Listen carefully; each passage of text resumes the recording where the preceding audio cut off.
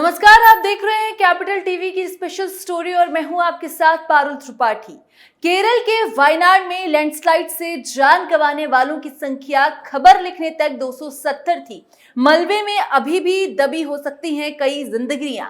Rescue operation अभी जारी है। इसी बीच भारतीय जनता पार्टी के युवा सांसद तेजस्वी सूर्या ने राहुल गांधी से तीखे सवाल पूछ लिए हैं और राहुल गांधी की बोलती बंद कर दी है। क्या है सवाल और क्या है पूरा मामला, चलिए विस्तार से जानते हैं।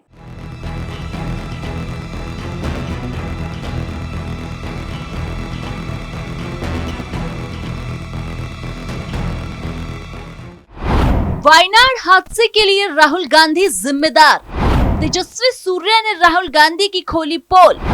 2020 में भूस्खलन को लेकर मिली थी चेतावनी। भारतीय जनता पार्टी के युवा सांसद तेजस्वी सूर्या ने लोकसभा में विपक्ष के नेता राहुल गांधी की आलोचना की है। उन्होंने वायनाड के सांसद के रूप में अपने कार्यकाल के दौरान भूस्खलन और बाढ़ से संबंधित मुद्दों को संबोधित करने में विफल रहने के लिए नेता प्रतिपक्ष की आलोचना की है। आपको बता दें, भूस्खलन की वजह से अब तक 270 से अधिक लोगों की जान चली गई है और अब राहुल गांधी इस मुद्दे को संसद में उठा रहे हैं। लेकिन इतने सालों तक राहुल गांधी वायनाड के सांसद थे, तब उन्होंने कभी इस मुद्दे के बारे में ना तो बात की और ना ही कभी सोचा होगा, क्योंकि जब सोचेंगे तभी तो बात करेंगे। जबकि केरल राज्य आपदा प्रबंधन प्राधिकरण ने 2 साल पहले भूस्खलन को लेकर चेतावनी दी थी, लेकिन तब राहुल गांधी ने कोई एक्शन नहीं लिया।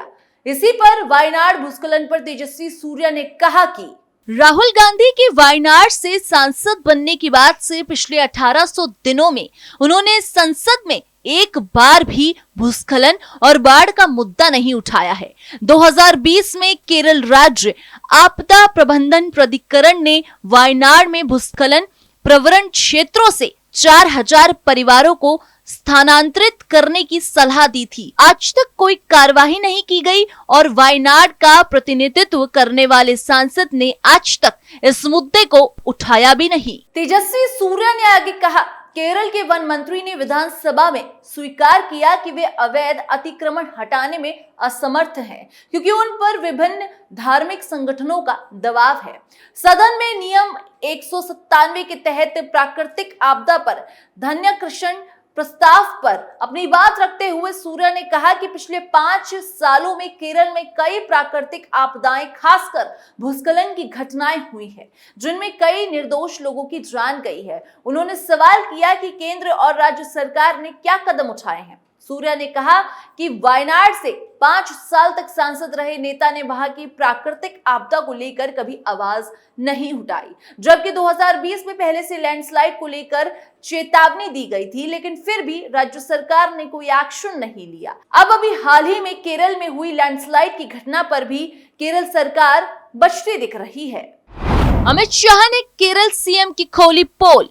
केरल में भारी बारिश और भूस्खलन से अब तक 270 से ज्यादा लोगों की मौत हो चुकी है। मरने वालों का आंकड़ा लगातार बढ़ रहा है और इसी के साथ ही इस मुद्दे को लेकर सियासी दलों के बीच जुबानी जंग भी तेज हो गई है। विपक्ष का आरोप है कि अर्ली वार्निंग भेज दी जाती, यानी राज्य को समय पर सूचना मिल जाती, तो आपदा में हुई लोगों की मौत को टाला जा सकता था। इसी को लेकर बुधवार को गृह मंत्री अमित शाह ने राज्यसभा में विपक्ष की तरफ इशारा करते हुए कहा कि early warning, early warning, early warning बोलते ही गए। अंग्रेजी में जितने भी गंभीर प्रकार के शब्द हैं अपने भाषण में डालकर बताया गया था। मैं सदन के सामने स्पष्ट करना चाहता हूं कि 23 जुलाई को केरल सरकार को अर्ली वार्निंग भारत सरकार की तरफ से दी गई थी, लेकिन शाम होते होते अमित शाह के इस दावे पर केरल के मुख्यमंत्री पिनाराई विजयन का भी जवाब आ गया। विजयन ने कहा कि केंद्र सरकार की तरफ से सूचना वायनाड में तबाही हो जाने के कई घंटों बाद मिली थी। दरअसल विपक्षी दलों के सांसदों ने आरोप लगाया कि अगर बेहतर सिस्टम होता तो इस तरह से लोगों को मरने से बचाया जा सकता था। इस मुद्दे पर गृह मंत्री अमित शाह ने राज्यसभा में बयान दिया। अमित शाह ने कहा कि भारत सरकार में बारिश, लू, तूफान, चक्रवात और बिजली गिरने जैसी घटनाओं को लेकर पहले से सूचना देने की व्यवस्था है। अमित शाह ने दावा किया कि भारत सरकार ने साल 2014 के बाद अर्ली वार्निंग सिस्टम पर 2000 करोड़ रुपए खर्च किए हैं। अमित शाह ने बताया कि केरल को 24 जुलाई और 25 जुलाई को भी सूचना भेजी गई थी। अमित शाह के मुताबिक 26 जुलाई को यह भी बताया गया कि वहां भारी बारिश और भूस्खलन हो सकता है।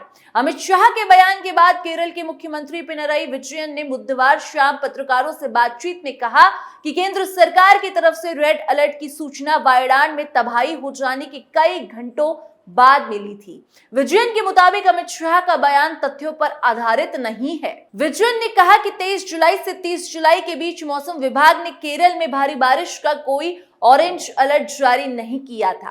केरल के मुख्यमंत्री ने कहा कि 29 जुलाई को दोपहर 1 बजे वायनाड के लिए ऑरेंज अलर्ट की सूचना दी गई थी।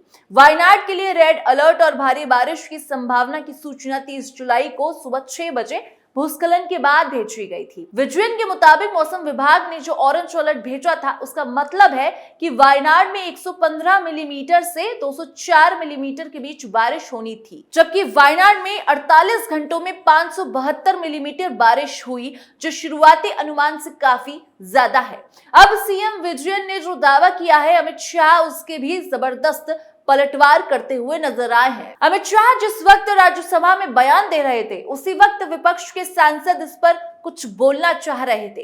तभी अमित शाह ने विपक्षी सदस्यों की तरफ इशारा करते हुए कहा कि सूचना को पढ़िए। अमित शाह ने कहा कि हर राज्य सरकार को 7 दिन पहले ही इस तरह की सूचना भेजी जाती है और ये हमारे मौसम विभाग साइट पर भी सबके लिए होता है, लेकिन कुछ लोग यहाँ की साइट खोलते ही नहीं है, विदेश की साइट ही खोलते हैं। वायनाड में क्या है हाल? वायनाड में हुई तबाही के मुद्दे पर गृह राज्य मंत्री नित्यानंद राय ने राज्यसभा में बताया कि वायनाड में सेना और नौसेना के हेलीकॉप्टर और खोजी कुत्तों इत्यादि की मदद से राहत और बचाव का काम जारी है। नित्यानंद राय ने बताया कि राज्य सरकार को 145 करोड़ की राशि पहुंचाई गई है और वायनाड में दिन रात राहत और बचाव का काम चल रहा है। वायनाड में खोज और बचाव अभियान पर ब्रिगेडियर अर्जुन सेगन ने बताया कि जमीन पर बहुत प्रगति हो रही है। हमने रातों रात 1 फुट ब्रिज बनाया है और बेली ब्रिज के भी कुछ समय में तैयार होने की उम्मीद है। बचाव अभियान तेजी से चल रहा है। कल और परसों जहां बचाव अभियान किया गया था, वहां आज भी तलाशी की गई है, जिससे अगर कोई फंसा हो तो उसे बाहर निकाला जाए। लोकसभा में विपक्ष के नेता और कांग्रेस सांसद राहुल गांधी कांग्रेस नेता प्रियंका गांधी वाड्रा के साथ आज वायनाड दौरे पर जा रहे हैं। हादसा मंगलवार को हुआ था और 2 दिन बाद राहुल गांधी और प्रियंका गांधी को आखिर समय मिल ही गया है वायनाड जाने का। अब आपको वायनाड की घटना के बारे में विस्तार से बता देते हैं। सुनिए वायनाड घटना के पीड़ित की आप बीती। रात का वक्त था, सब सो रहे थे। अचानक तेज धमाका हुआ। मैं घबरा कर उठा। कुछ समझ आता तब तक घर में पानी घुसने लगा। बाहर देखा तो पूरे गांव में पानी भर गया था। पानी के शोर के साथ पड़ोसियों की चीख पुकार सुनाई दे रही थी। मुझे समझ आ गया कि गांव में कुछ नहीं बचा है। मैं अंधेरे में ही बाहर भागा। तेज दौड़ लगाते हुए मेन रोड तक पहुंचा। मैं बच गया, लेकिन भाई का पता नहीं वो कहाँ है। बिलाल जैसी ही हालात वायनाड के 4 गांवों मुंडकई, चुरलमाला, अट्टामाला और नूलपुछा में हजारों लोगों की है। बिलाल मुंडकई में तबाही के बीच अपने भाई को तलाश रहे हैं। ये एरिया ऊंचे पहाड़ों और जंगलों से घिरा है, जहां लगातार बारिश हो रही थी। 29 और 30 जुलाई की रात करीब 2 और 4 बजे लैंडस्लाइड हुई और नदी के पानी के साथ पहाड़ का मलबा इन चारों गांवों में घुस गया। इसके रास्ते में घर आए, पुल आए, सड़कें और गाड़ियां सब बह गए। अब तक कुल 270 मौतें हुई हैं। 200 से ज्यादा लोग लापता हैं। करीब 1600 लोगों को रेस्क्यू किया जा चुका है। 8000 से ज्यादा लोग रिलीफ कैंप में हैं। स्थानीय लोगों का दावा है कि मलबे में अब भी सैकड़ों लोग दबे हो सकते हैं, जिनकी बचने की उम्मीद कम है। उन्होंने नदी में डेड बॉडी बहते हुए भी देखी हैं और घटनास्थल पर रेस्क्यू ऑपरेशन अभी भी जारी है। फिलहाल इस खबर में बस इतना ही। बाकी देश और दुनिया की तमाम खबरों के लिए आप देखते रहिए कैपिटल टीवी।